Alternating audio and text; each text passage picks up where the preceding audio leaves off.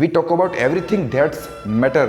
પીર કામઠા તો આપણને યાદ રહે છે, પરંતુ જે ભીમરાવ આંબેડકરની જે કિતાબ છે, એ શિક્ષણ છે, જે કાયદો છે, એ આપણને યાદ નથી રહેતો.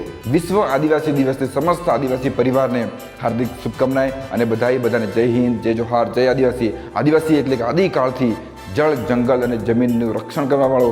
આદિવાસી એટલે કે પ્રકૃતિને પૂજનારો, પ્રકૃતિનું રક્ષણ કરવાવાળો. આપણો ઇતિહાસની વાત કરીએ તો આપણો ઇતિહાસ ગૌરવથી ભરેલો છે, ક્રાંતિકારીઓથી ભરેલો છે.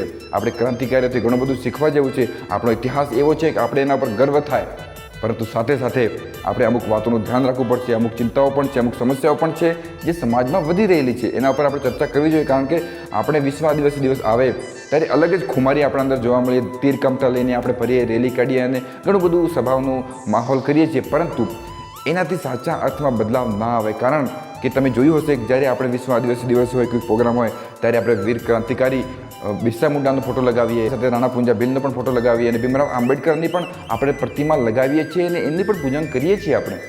પરંતુ આપણે તીર કામઠા તો આપણને યાદ રહે છે, પરંતુ જે ભીમરાવ આંબેડકરની જે કિતાબ છે, એ શિક્ષણ છે, જે કાયદો છે, એ આપણને યાદ નથી રહેતો. એ સૌથી મોટી સમસ્યા છે આજની તારીખમાં. એટલે આપણે તીર કામઠાઓનો પણ આપણે માન આપવાનું છે, આપણી સંસ્કૃતિ, આપણે વેશભૂષાઓને પણ માન આપવાનું છે, આપણા પૂર્વજોનો ઇતિહાસ પણ વાંચવાનો છે, શીખવાનું છે. પરંતુ સાથે સાથે શિક્ષણ, કાયદો એ જ આપણને અંદરથી મજબૂત બનાવશે. કારણ કે આદિવાસીઓના નામે વોટ લેવાશે, આદિવાસીઓના નામે રાજકારણ થશે અને ઘણું બધું થશે, આપણને બધાને ખબર છે. પરંતુ એક આદિવાસી પરિવારમાં અગર બદલાવ આવે તો એ શિક્ષણથી આવશે. શિક્ષણ હશે તો એક આદિવાસી પરિવારનો છોકરો ભણશે, આગળ વધશે, નોકરી થશે, તો જ એના ઘરમાં બદલાવ આવશે. વ્યસન ના કરે તો જ એના ઘરમાં બદલાવ આવશે. અને આજે હું જે સ્પિરિટથી બોલી શકું છું અને તમારી જોડે વાતો શેર કરી શકું છું, એનું એક જ કારણ છે શિક્ષણ અને વ્યસન વગરનું જીવન અને સંસ્કારો. આપણા ઘરમાં મીઠું મરચું આવશે તો શિક્ષણથી આવશે. આપણા ઘરમાં શાંતિથી આપણે જીવી શકશું તો વ્યસન વગરથી થશે. ને આપણા ઘરમાં એકતા રહેશે તો સંસ્કારોથી અને ડિસિપ્લિનથી થશે. વી talk about everything that's matter. જે મુદ્દો સૌથી ઇમ્પોર્ટન્ટ હોય એ મુદ્દા પર વાત કરવી મને ગમે છે અને હું બે ધડક એ મુદ્દા પર વાત કરી શકું છું. એનું એક જ કારણ છે શિક્ષણ. અને હું શરીરથી સારી રીતે એક્ટિવ છું એનું એક જ કારણ છે વ્યસન વગરનું જીવન.